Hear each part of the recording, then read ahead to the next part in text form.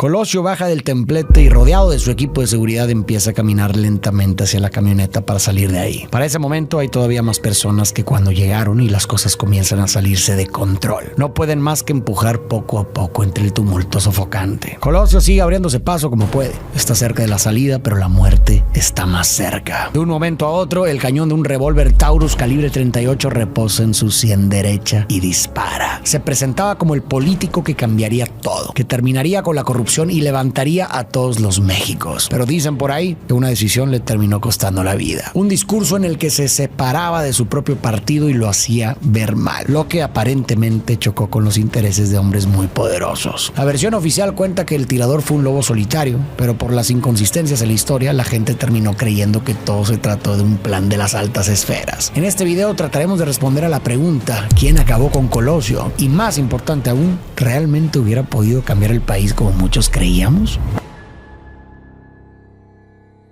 Luis Donaldo Colosio Murrieta nace el 10 de febrero de 1950 en un pequeño pueblo sonorense llamado Magdalena de Quino. No crece en cuna de oro, pero vive una vida en donde nada le falta. Su padre, Luis Colosio Fernández, trabajaba en la minería. Después termina la carrera de contador y entra a una empacadora de carnes, donde aprende liderazgo y con esto comienza a avanzar en el sindicato de obreros hasta llegar a ser el secretario del ayuntamiento de Magdalena, desde donde trabaja para mejorar la vida de los habitantes del pueblo. Durante su infancia y juventud, Colosio se vuelve un estudiante brillante y en 1967 empieza a participar en un movimiento estudiantil que protestaba contra la intervención militar en universidades autónomas estatales, movimientos que crean en él ideas sobre la justicia, la libertad y el liderazgo. Aunque su padre eventualmente le pide que abandone el movimiento y lo manda para la ciudad de Culiacán, esas convicciones no desaparecen. Al contrario, se instauran en su forma de pensar y moldearán su forma de actuar. Para la universidad entra al TEC de Monterrey a estudiar economía. El primer semestre se lo paga su padre, pero para el resto de la carrera consigue ser becado. Además, trabaja para la universidad como prefecto, ganándose así la comida y la estancia. Después entra a la Universidad de Filadelfia para una maestría en desarrollo urbano y posteriormente hace un internado en el Instituto Internacional de Análisis de Sistemas Aplicados en Austria. Pero es hasta 1979, mismo año en que regresa a México, que comienza oficialmente con su carrera política, pues se afilia al Partido Revolucionario Institucional, mejor conocido como PRI. ¿Y por qué al PRI y no a otros partidos? Por dos razones. Primero, por la influencia de su padre. Y segundo, porque en este momento de la historia, el PRI era el único partido al que valía la pena unirse si querías hacer cambios en el país desde el gobierno, pues era el único que ganaba las elecciones. Como miembro del partido, Colosio comienza trabajando en comités y comisiones de desarrollo y de administración de presupuesto, pero resulta ser especialmente bueno como mediador de disputas y desacuerdos entre miembros, posiblemente por su experiencia en los movimientos estudiantiles. Esta habilidad y su buen trabajo comienzan a hacer que su nombre suene por los círculos, pero lo que verdaderamente le hace dar el siguiente paso es un contacto muy especial. Por medio de amigos que hizo en Filadelfia, conoce a un no tan calvo Carlos Salinas de Gortari. En ese momento aún no era presidente de México, solo era director general de Hacienda en el gobierno del presidente José López Portillo. Colosio y Salinas se hacen cercanos, pues además de pertenecer al mismo partido y ser economistas, ambos comparten una visión neoliberal parecida para el futuro del país. En estos años, Colosio también toma un trabajo como profesor de economía en la Universidad de Anáhuac, en donde conoce a Diana Laura Riojas, una mujer con la que en 1982 se termina casando. Ese mismo año, Miguel de la Madrid, quien era el jefe de Carlos Salinas de Gortari en la Secretaría de Hacienda, asciende a la presidencia. Y con un nuevo gabinete, el presidente necesita nuevas personas al mando, por lo que Colosio es llamado para trabajar en la Secretaría de Programación y Presupuesto, muy probablemente por recomendación de Salinas. El 31 de julio de 1985, Colosio y Diana Laura reciben a su primer hijo, llamado Luis Donaldo Colosio Riojas. Pero esta alegría se vería opacada tan solo 2 meses después, debido a que en 1985 un terremoto azota la Ciudad de México. Pero este terremoto también azota la imagen del gobierno del PRI, pues tuvieron una pésima gestión al momento de ayudar a la ciudadanía. Ese mismo año, Colosio da un paso al frente para postularse como diputado de Sonora y termina ganando. Y al poco tiempo también consigue el puesto de senador de Sonora. Pero tan solo 2 años después, Carlos Salinas de Gortari, que también había estado escalando cargos públicos, elige a Colosio como coordinador de su campaña presidencial para las elecciones que vienen. Este puesto es sumamente importante porque Gortari fue el coordinador de campaña de Miguel de la Madrid, y si este patrón continúa, hay grandes probabilidades de que Colosio termine siendo candidato a la presidencia. Así que se empieza a volver una figura relativamente mediática.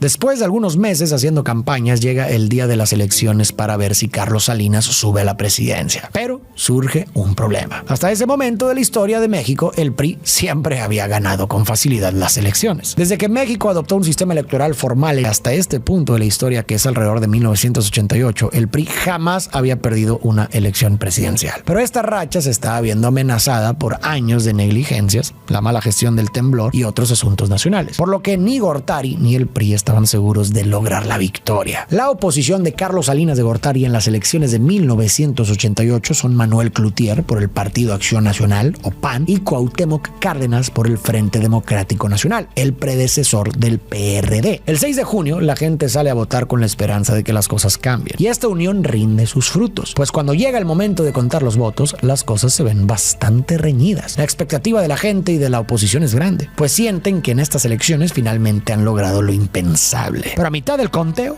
algo desconcertante ocurre. El sistema de cómputo que cuenta y registra los votos deja de funcionar y en consecuencia los resultados dejan de ser reportados en vivo. Pero cuando el sistema se restablece, Salinas con el partido del PRI aparece en la delantera, lo que termina dándole la victoria por la presidencia de México. Algunos piensan que fue fraude, otros solo un pequeño fallo técnico que no alteró nada. Pero no hay nada que los otros candidatos puedan hacer para impugnar legalmente los resultados de las elecciones. Para ese punto de la historia, el PRI siempre había tenido control de la presidencia, de todas las gubernaturas estatales, de las cámaras de diputados y senadores y hasta de los medios. Es por eso que en los 90s el escritor Mario Vargas Llosa llamó a México la dictadura perfecta, porque aunque siempre se había respetado la máxima de no reelección, por casi 70 años el proceso electoral había sido prácticamente una ceremonia simbólica para colocar a otro candidato del mismo partido en la silla. La reelección en sí es innecesaria, pues el poder simplemente pasa de uno a otro con el favor del dedo presidencial y el sistema hace el resto. Todo legal y todo perfectamente controlado. Es una dictadura sin dictador, pero con el control absoluto del aparato político, mediático y electoral. Una máquina perfectamente diseñada para perpetuar el poder del PRI. Esto es importante por un discurso que Colosio dará más adelante, así que tenlo en mente. El problema para el partido del PRI es que para 1988 y después de lo de la caída del sistema de votos, ya se comienza a volver difícil mantener una buena imagen del PRI, por lo que Salinas elige a Colosio como presidente del partido con la intención de que use sus habilidades conciliadoras, carisma y buena reputación para limpiar un poco el nombre del partido. En su discurso, al aceptar la candidatura, Colosio critica la actitud conformista de los priistas que se sienten seguros de ganar solo por ser del PRI y advierte que si el partido no está al frente del cambio político, entonces no tiene razón de ser. En el video del discurso vemos a Manuel Camacho Solís, quien parece incómodo con lo que dice Colosio, tal vez porque lo sintió como un ataque o porque encuentra el mensaje muy radical. Pero lo que sí es seguro es que no será la última vez que Colosio incomode con sus palabras, ni la última vez que Camacho Solís juegue un papel importante. Así que no lo pierdas de vista. Como presidente del PRI, Colosio comienza a proyectarse en las entrevistas como un líder que busca abrir el poder y representar mejor a la sociedad y reconoce que controlar las instituciones no equivale a tener el apoyo del pueblo. Algo evidente en la pérdida de votos del partido. Esto lo muestra como un político hábil y honesto al admitir los errores del PRI.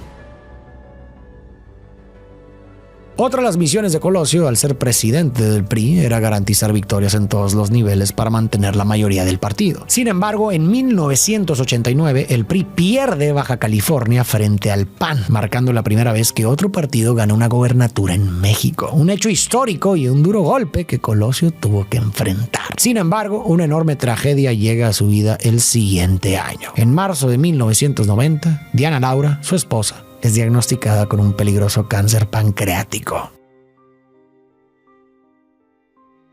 Para 1992 la vida de Colosio se torna complicada. Por un lado, el cáncer de Diana Laura aumenta, por lo que Colosio debe bajar su carga de trabajo para apoyar a su esposa cuando lo necesita. Por otro lado, Colosio deja de ser responsable de las victorias o derrotas del PRI, ya que Salinas lo nombra secretario de Desarrollo Social y lo pone al frente del Programa Nacional de Solidaridad. Este programa busca impulsar el bienestar a través de inversión pública y trabajo en conjunto con las comunidades. Desde Sedesol, Colosio ayuda a restaurar hospitales y caminos, llevar agua y electricidad a zonas marginadas y construir o reparar escuelas en todo el país. Todos estos esfuerzos lo acercan a la gente más vulnerable, en particular en Chiapas, que tiene un problema histórico de repartición de tierras y desigualdad social generado por la discriminación y los hacia los pueblos indígenas. Además, estar en el gabinete del presidente también lo acerca aún más al puesto más alto del gobierno, la presidencia. Esto es porque existía una larga tradición en la política mexicana que acostumbraba a que antes de terminar un sexenio, los medios comenzaban a hablar de los posibles próximos candidatos para las elecciones. Y entre esos presidenciables, usualmente era elegido como el candidato final al coordinador de campaña presidencial anterior, o sea, el puesto que ha desempeñado Colosio. Pero, aunque tenga la ventaja, Colosio no es el único competidor para las elecciones que se aproximan. Su rival más fuerte y también hombre de confianza de Salinas es Manuel Camacho Solís, entonces secretario de Relaciones Exteriores. Y sobre este contexto, la serie de Netflix del 2019 inicia. Sobre un PRI menos popular que nunca, sobre un Manuel Camacho queriendo la candidatura y sobre un Colosio que tiene el sueño de ser presidente, pero que no vivirá para experimentarlo. Salinas, Colosio y sus guardias trotan por un bosque. Colosio se adelanta y tiene una plática con Salinas. Ahí el presidente le da la gran noticia de que será el próximo candidato a la presidencia. Una noticia que pone a Colosio muy feliz. Salinas ha dicho que eligió a Colosio por su experiencia como legislador, presidente del partido y por su trabajo en Sede Sol. Además, proyectaba una imagen humilde por sus orígenes en el pueblo de Sonora. Era carismático y representaba una cara joven y fresca, algo que el PRI ansiaba en esos momentos si no quería seguir perdiendo popularidad. Después de ser elegido como candidato para continuar el legado del PRI, vemos a Colosio despejando su mente jugando béisbol, su deporte favorito. De pronto, aparece el hermano de Salinas con una carpeta llena de nombres de donantes y las cantidades aportadas, claramente esperando favores a cambio. Pero Colosio no quiere comprometerse y rechaza las donaciones. El hermano se molesta y le advierte en una especie de amenaza que, aunque ya fue elegido, Carlos Salinas aún puede cambiar de opinión. Ahora, no hay pruebas de que esto haya ocurrido realmente. Parece más una dramatización útil para entender el fenómeno del dedazo, o sea, el poder que tiene el presidente para nombrar y también quitar al candidato de su partido, algo que tendrá importancia más adelante. Otro problema para Colosio surge en 1993 cuando Manuel Camacho Solís comienza a quejarse públicamente por no haber sido elegido como candidato. En la serie lo retratan visiblemente molesto al no asistir a la gala del PRI en honor a Colosio y al no haber felicitado en persona por haber sido elegido. Pero las cosas están por ponerse feas, así que presta atención. Al principios de los 90, el gobierno de Salinas avanza con una imagen de modernización y progreso. El gran logro de su gobierno es el Tratado de Libre Comercio de América del Norte, que permite el comercio sin aranceles entre México, Estados Unidos y Canadá. Esto mejora varios indicadores económicos y fortalece la relación con el extranjero, pero también deja a mucha gente atrás. Uno de los sectores más afectados es el campesinado indígena del sur del país, especialmente en Chiapas, donde los agricultores e indígenas no pueden competir con las grandes empresas extranjeras. Se sienten olvidados, pero también traicionados, pues durante su campaña, Salinas había prometido solucionar el problema de repartición de tierras que llevaba décadas cocinándose, pero en lugar de cumplir esta promesa rápido, puso sus esfuerzos en estos acuerdos comerciales del Tratado de Libre Comercio. En respuesta, un grupo insurgente que llevaba años organizándose decide actuar. El 1 de enero de 1994, el mismo día que entra en vigor el Tratado de Libre Comercio, el Ejército Zapatista de Liberación Nacional toma varios municipios en México y declaran la guerra al gobierno, con la intención de denunciar el abandono y exigir autonomía. El gobierno responde primero con violencia, lo que lastima muchísimo más la ya frágil imagen del PRI. Recordemos que venimos de un terremoto donde se actuó incompetentemente, de unas elecciones que muchos creyeron fueron una mentira, y ahora de campesinos exigiendo sus derechos siendo violentados. Las críticas incluso se vuelven internacionales, por lo que Salinas decide cambiar de estrategia y nombra a un comisionado de paz. Y en una decisión muy polémica, elige a Manuel Camacho Solís, rival político de Luis Donaldo Colosio. Este era el tema más caliente del momento, así que Camacho acapara la atención mediática. Se le ve negociando con los zapatistas, encabezando ruedas de prensa y siendo presentado como el político que enfrenta la crisis, lo que literalmente deja a Colosio en la segunda o tercera plana de los periódicos, atrapado en una campaña opacada por el ejército zapatista, por el Tratado de Libre Comercio, por la imagen de Camacho y sin rumbo ni apoyo por parte de su partido. Toda esta situación genera rumores y dudas como que Salinas había dejado de respaldar a Colosio o si iba a ser reemplazado por Camacho, y aunque el presidente intenta calmar las aguas con la frase "no se hagan bolas, el candidato es Colosio", la duda ya está sembrada. La campaña pierde fuerza, los mítines se vacían y la gente empieza a ver a Colosio como parte del mismo sistema que dicen querer cambiar, como si Colosio fuera simplemente una extensión o un títere de Salinas. Para Colosio este momento es clave, pues posiblemente se da cuenta de tres cosas. Uno, que la imagen del PRI está totalmente desgastada y al ser el candidato oficial, esto también lo ensucia a él. Dos, que no tiene el control total sobre su campaña, ni sobre los mensajes que afectan su imagen. Y 3, que seguramente nada garantiza su candidatura. Si deja de ser útil al sistema, puede ser reemplazado en cualquier momento por alguien más popular que vaya a ganar más votos. Y por todas estas razones, Colosio decide actuar dando un discurso que muchos piensan le terminó costando la vida. El 6 de marzo de 1994, en el Monumento a la Revolución Mexicana de la Ciudad de México y en el aniversario 65 del PRI, Colosio da un discurso que rompe con Salinas de Gortari y con el mismo PRI, lo cual se gana el corazón de la gente. Pero muchos dicen que también firma su sentencia de muerte. En este insólito discurso, en parte basado en Tengo un sueño de Martin Luther King, Colosio reconoce la existencia de los muchos Méxicos, desde el México campesino y rural hasta el México empresario y citadino, y desde el México vibrante y próspero hasta el México marginado y desesperado. Pero sobre todo reconoce y puede ver un México con hambre y sed de justicia, por lo que denuncia abiertamente el autoritarismo, la corrupción, el del poder y el excesivo control que tiene su propio partido y presidente sobre el país. Todas y cada una de las personas a las que les queda el saco escuchan sus palabras con atención, incluyendo Camacho Solís y los Salinas. Este es el punto en que Colosio entiende que si continúa alineado al poder, simplemente no va a poder ganar las elecciones. En consecuencia, empieza a tomar distancia y a tratar de cambiar su discurso, con la intención de dejar claro que es alguien con visión propia y no otro de los candidatos impuestos por el PRI.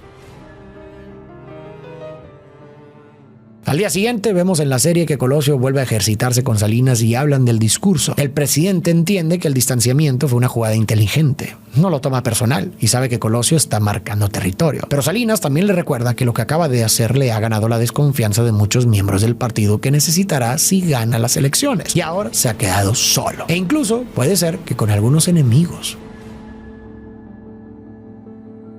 En la serie, Colosio recibe frente a su portón una amenaza de muerte en forma de una corona de rosas. Como figura pública, sabe que este tipo de advertencias son comunes, así que no le da demasiada importancia y decide no preocupar a Diana Laura. Su discurso había incomodado a varios dentro del PRI, especialmente a quienes se beneficiaban del sistema. Pero Colosio sabía que esas personas no votarían por otro partido, así que siguió adelante con su mensaje. Gracias a su discurso y nuevas estrategias, sus mítines comienzan a llenarse de nuevo. La gente está entusiasmada y empiezan a creer en él como una verdadera opción de cambio. Eso es clave porque aunque la elección estuviera arreglada, como sugiere Salinas al menos en la serie, Colosio necesitaba una imagen de legitimidad para poder gobernar con credibilidad. Pero mientras pensaba en el futuro, la vida se reía, pues el destino tenía otros planes para nuestro candidato.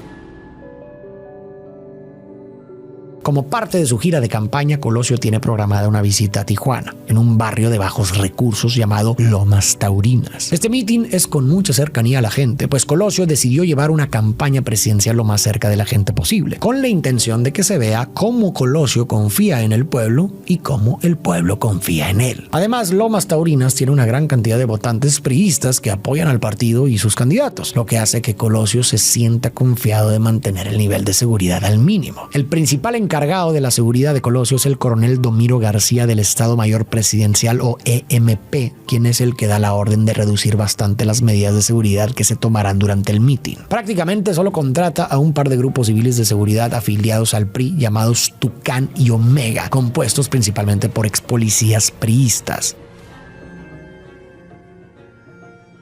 Colosio viaja desde La Paz hasta el aeropuerto de Tijuana y 42 minutos después llega a Lomas Taurinas. Al llegar al lugar, tanto él como su equipo se percatan de que la planeación del evento es un desastre de seguridad. Tienen que subir una empinada colina y miles de personas rodeándolos para poder llegar al lugar donde tiene que dar su discurso. Pero a Colosio no le importa. En su último discurso, Colosio habla sobre liderar un gobierno sensible y responsivo a las necesidades de las comunidades y los barrios como este, promoviendo economías enfocadas hacia ellos. Colosio baja del templete y, rodeado de su equipo de seguridad, empieza a caminar lentamente hacia la camioneta para salir de ahí. Para ese momento hay todavía más personas que cuando llegaron y las cosas comienzan a salirse de control. No pueden más que empujar poco a poco entre el tumulto sofocante. Colosio sigue abriéndose paso como puede. Está cerca de la salida, pero la muerte está más cerca. De un momento a otro, el cañón de un revólver Taurus calibre 38 reposa en su sien derecha y dispara. 2 balas lo impactan directamente, una en la cabeza y otra en el abdomen. Parece haber más pánico que oxígeno en el aire. La multitud se parte en 2. Unos agarran al posible culpable y otros intentan sacar a Colosio de ahí, si es que sigue con vida. La multitud enloquecida reprende a un joven de 24 años llamado Mario Aburto, quien intenta aminorar su culpabilidad acusando a otro hombre mayor de haber participado en el asesinato. Y este hombre mayor, llamado Vicente Mayoral, también es aprehendido por las masas confundidas. Aunque los 2 únicos arrestos capturados en cámara son los de ese hombre y Aburto, también cae una persona que intenta huir de la escena con la chaqueta ensangrentada, llamado Jorge Antonio Sánchez Ortega. Cuando el MP mete a Aburto en una camioneta y empieza a irse, el miedo ya no es que Aburto huya, sino que el gobierno lo desaparezca, lo cambie o lo torture para que diga lo que quieran y volverlo un chivo expiatorio. David Rubí, un policía del Grupo Táctico Especial de Tijuana, que fue excluido de la seguridad pero se presentó al mitin de forma encubierta bajo órdenes del gobernador, teme esto también. Así que los detiene a punta de pistola hasta que se identifiquen y se sube a la camioneta con ellos para asegurarse que no se pierdan en el camino. Esto sucede en la serie y es completamente verídico. Así de profundo es el nivel de desconfianza y la intensidad de la paranoia que se vive en Lomas Taurinas y en México. Colosio llega al Hospital General de Tijuana. El personal médico y mediático ya lo espera. Para este punto, prácticamente todo México sabe lo que está pasando, a excepción de Diana Laura, quien llega al hospital pensando que Colosio había sido golpeado en la cabeza con un palo, porque eso fue lo único que se atrevieron a decirle sus escoltas. En las afueras del hospital, la gente prende veladoras, reza y varios se ofrecen como donadores de sangre si Colosio así lo llegase a necesitar. Sin embargo, al poco tiempo, Colosio sufre un paro cardiorrespiratorio irreversible. Luis Donaldo Colosio Murrieta es declarado muerto un 23 de marzo a las 7:45 de la noche. Los encargados de la campaña hacen llamadas a Salinas y a los dirigentes del PRI, entre ellos Ernesto Zedillo, el coordinador de la campaña de Colosio. Una de las doctoras que intentó salvarle la vida a Colosio notó algo extraño en el proceso, pero de eso hablaremos un poco después, así que manténlo en mente. Diana Laura se va a casa de una amiga, pero no a descansar, sino a prender la tele y seguir la noticia. Después de postergarlo un poco, un vocero comunica el deceso a los medios, seguido de un comunicado oficial del presidente Salinas. Todo está siendo reportado en vivo por el noticiero del legendario periodista Jacobo Zabludovsky, que tiene al país entero esperando con ansias cualquier actualización de este asesinato, cualquier pieza de información que haga que todo tenga sentido. Sin embargo, hasta la fecha, México sigue esperando. Un día después del asesinato y sin siquiera haber asignado a un fiscal especial para dirigir las indagaciones, el procurador general sale públicamente a decir que Aburto actuó solo. Estas declaraciones fueron un grave error, pues siembran la idea de que todo estuvo planeado y coreografiado desde el primer momento, pero no por un grupo aislado, sino por el mismo gobierno. Los procesos funerarios de Colosio son completamente públicos y cuando Salinas de Gortari y Manuel Camacho Solís llegan al funeral, los ciudadanos presentes los corren a gritos del lugar, lo que deja clara la desconfianza que existía de la misma gente hacia los hombres en el poder. Diana Laura entierra a su esposo en Magdalena de Quino 2 días después de su muerte, advirtiendo en su discurso que las ideas de Colosio siguen vivas y son inmunes a las balas, además de que sostiene que el asesinato de su esposo fue planeado desde el gobierno. El PRI, por su parte, no tarda en elegir un candidato sustituto, pues las elecciones no se van a mover de día. Con base en la tradición, eligen a quien era coordinador de campaña de Colosio, Ernesto Zedillo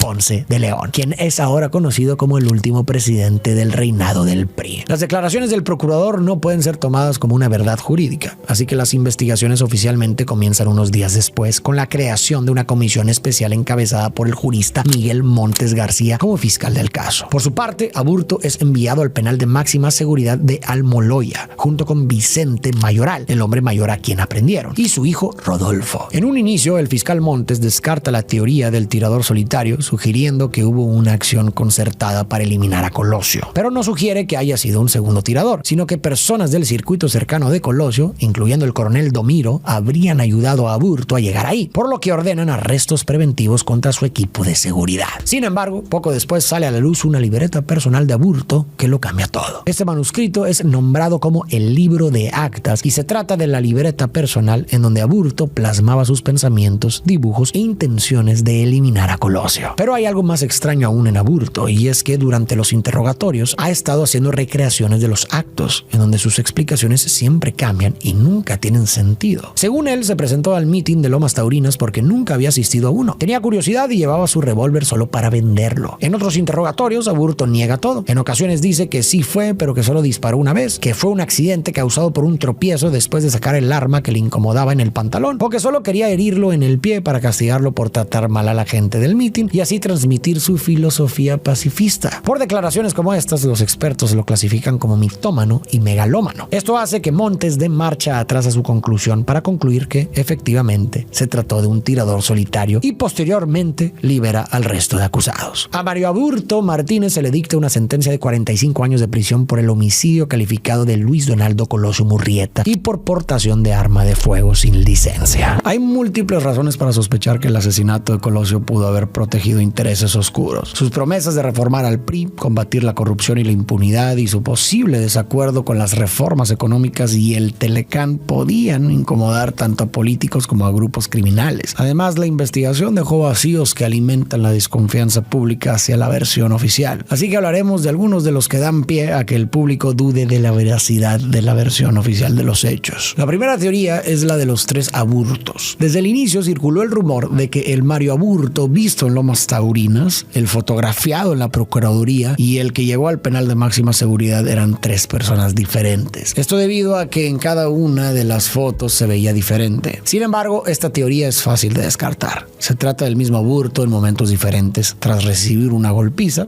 horas después con la hinchazón bajando y días más tarde ya recuperado y con nuevo corte de pelo. No obstante, a partir de aquí las teorías se vuelven más complejas. La segunda situación sospechosa que rodea la muerte de Colosio son sus muertes colaterales. En la serie de Netflix hay un comandante de la policía de Tijuana llamado Federico Benítez. Ahí se nos muestra que investiga por su cuenta el asesinato de Colosio y al acercarse demasiado a la verdad, policías corruptos conspiran para eliminarlo. En la vida real, Benítez sí investigó el caso y sí fue eliminado meses después cerca de un aeropuerto, pero no hay pruebas de que estuviera ligado al caso. Durante ese tiempo, Benítez también había realizado arrestos importantes contra un poderoso cartel de Tijuana, entonces su fallecimiento pudo haber sido por tocar otro tipo de intereses. Y el segundo deceso fue el hombre que grabó el video más famoso del asesinato. Este hombre fue 2 años después, pero no tenía ningún tipo de relación con la investigación, así que no se puede concluir nada. La tercera teoría es la del Caballero Águila. Se señala como un punto de controversia las conductas de Aburto en las primeras interrogaciones. Habla de un libro que publicó a la prensa internacional, exige la presencia de cámaras extranjeras y dice que el disparo fue un accidente. En resumen, solo divaga. Nada tiene sentido, ni es suficiente para llamarlo culpable, pero sí lo pinta como una persona muy extraña, lo cual más adelante alimentaría sus diagnósticos de mitómano. Sin embargo, otra lectura que la gente le dio fue la de la serie de Netflix, que implica que Aburto fue de alguna forma intervenido con una potente droga para hacerlo actuar de esta forma. La cuarta es la de los 2 calibres y esta tiene que ver con la doctora que trató de salvarle la vida a Colosio. Extraoficialmente, la doctora dijo que las 2 heridas de bala de Colosio le parecían de diferentes tamaños, por lo que era imposible un tirador. Esta teoría tiene pies porque no es una doctora cualquiera. Se trata de la doctora Patricia Aubanel, la legendaria cardióloga mexicana que le salvó la vida a la Madre Teresa. Sin embargo, por más reconocimiento que tenga en el campo de la cardiología, Aubanel no es forense, así que sus declaraciones se deben tomar con un grano de sal y lo más probable es que ella también se haya dado cuenta de eso, por lo que nunca las repitió oficialmente. La quinta teoría es la de Jorge Antonio Sánchez Ortega. Muy seguido en las teorías de múltiples tiradores se habla del hombre de la chaqueta ensangrentada, Jorge Antonio Sánchez Ortega. Se cree que este hombre es el segundo tirador por 2 razones, además de la chaqueta ensangrentada. Primero, dio positivo en la prueba de rodisonato, la cual se usa para detectar la presencia de rastros de pólvora o metales pesados como los que dejarían en las manos un arma después de ser disparada. Y segundo, a pesar de esto, este hombre fue liberado de la Procuraduría de Tijuana horas después, presuntamente sin haberlo interrogado, por lo menos. Sin embargo, estas 2 cosas tienen explicación. Primero, las pruebas de rodisonato pueden dar falsos positivos a fumadores que utilizan ciertos tipos de encendedores y da la casualidad de que Sánchez Ortega fumaba. Y segundo, su liberación express no es un misterio para el círculo interno. Sánchez Ortega era un agente secreto del CISEN, algo así como la CIA mexicana, que estaba ahí haciendo labor de seguridad para Colosio y se manchó la chaqueta ayudando a cargar al candidato después del disparo. 6 meses después del asesinato de Colosio, otro asesinato altamente público sucedió. José Francisco Ruiz Massieu, el entonces presidente del PRI, el mismo puesto que había ocupado Colosio años antes. Ruiz Massieu fue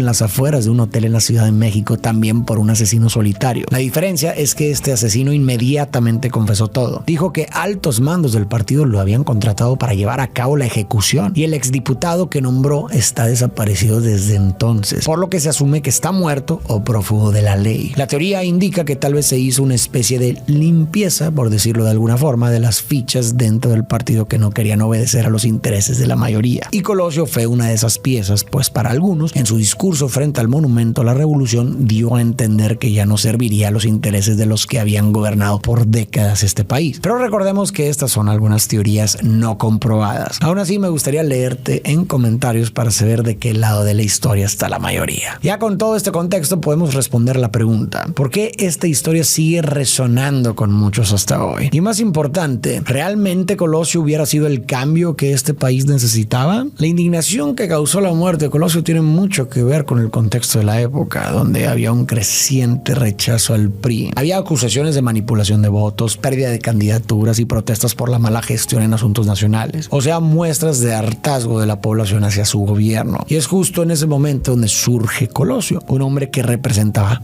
lo contrario. Alguien que entendió los dolores del pueblo, que no tenía problema con admitir que su mismo partido había hecho mal, que podía conciliar y miraba a todos los Méxicos y que por lo tanto se volvió símbolo de que las cosas podían cambiar para bien. Pero ¿realmente Colosio iba a hacer un cambio? Pues es muy difícil determinar qué hubiera pasado. Pero lo más probable es que si bien hubiera habido algunas mejoras para cierta parte de la población, lo más probable es que en el gran esquema de las cosas, la realidad del país no hubiera cambiado tanto como se proyectaba. Lo vimos poco tiempo después con Vicente Fox. En el año 2000, México se vistió de blanco para ir a votar con la esperanza de que después de 70 años un nuevo político de un nuevo partido cambiara años de injusticias. Y aunque sí hubo mejoras como la alternancia política y estabilidad macroeconómica, para muchas personas el resultado no estuvo a la altura de la enorme esperanza que representaba. Con el tiempo incluso surgieron escándalos de corrupción que, cierto o no, terminaron por manchar la imagen del cambio que la gente esperaba. Pero con Colosio pasó algo diferente. Al morir siendo ese símbolo, lo que representaba en ese momento se totalizó. Solo la experiencia podría haber cambiado el significado de su figura, pero esa experiencia nunca llegó. Y así, con algo de tiempo, dejó de ser